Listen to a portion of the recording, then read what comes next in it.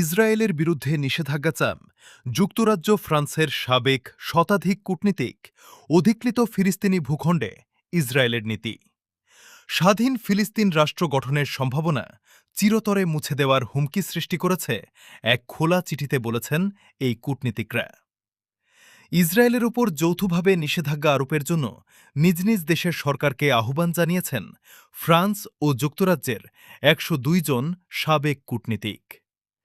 এক খোলা চিঠিতে তারা সতর্ক করে বলেন, অধিকৃত ফিলিস্তিনি ভূখণ্ডে ইসরায়েলের নীতি স্বাধীন ফিলিস্তিন রাষ্ট্র গঠনের সম্ভাবনা চিরতরে মুছে দেওয়ার হুমকি সৃষ্টি করেছে।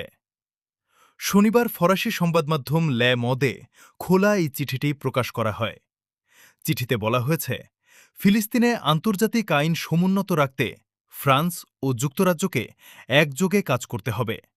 তাছাড়া ইসরায়েলি ও ফিলিস্তিনিদের সমানাধিকার নিশ্চিত করতেও ফ্রান্স ও যুক্তরাজ্য সরকারকে উদ্যোগ নিতে হবে। চিঠিতে সই করা কূটনীতিকদের মধ্যে রয়েছেন জাতিসংঘে নিযুক্ত সাবেক ব্রিটিশ রাষ্ট্রদূত জেরেমি গ্রিনস্টক ও এমির জোন্স প্যারি, ফ্রান্সের মধ্যপ্রাচ্য বিষয়ক সাবেক পরিচালক ইভ অবিন দে লা মেসুজিয়ের ডেনিস বোচার্ড। চিঠিতে বলা হয়, ফিলিস্তিনিদের বাড়িঘর গুড়িয়ে দেওয়া এবং ইসরায়েলি সেনাবাহিনী ও পুলিশের পরোক্ষ সম্মতিতে উগ্র ইহুদি বসতি স্থাপনকারীদের অবাধ সহিংসতা জাতিগত নিধনের শামিল। বিশ্ব আর ইসরায়েলকে প্রকৃত গণতান্ত্রিক রাষ্ট্র হিসেবে দেখে না। লিবিয়ায় নিযুক্ত সাবেক ব্রিটিশ রাষ্ট্রদূত পিটার মিলেট সংবাদমাধ্যম আল জাজিরাকে বলেন, চিঠির ভাষাগুলো কেবল কথা নয়, বরং দাবি।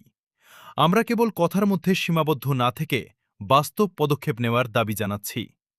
তিনি বলেন, আমরা কথা নয়, কাজ দেখতে চাই। গত কয়েক মাস এবং বছরের পর বছর ধরে আমাদের মন্ত্রীরা কেবল নিন্দা আর সমালোচনা করে বিবৃতিই দিয়ে যাচ্ছেন। কিন্তু এখন ইসরায়েলের ওপর বাণিজ্য নিষেধাজ্ঞা, অস্ত্র বাণিজ্য বন্ধ করা, বসতি স্থাপনের বিরুদ্ধে ব্যবস্থা নেওয়া এবং গাজায় সাহায্য পাঠানোর ক্ষেত্রে কার্যকর পদক্ষেপ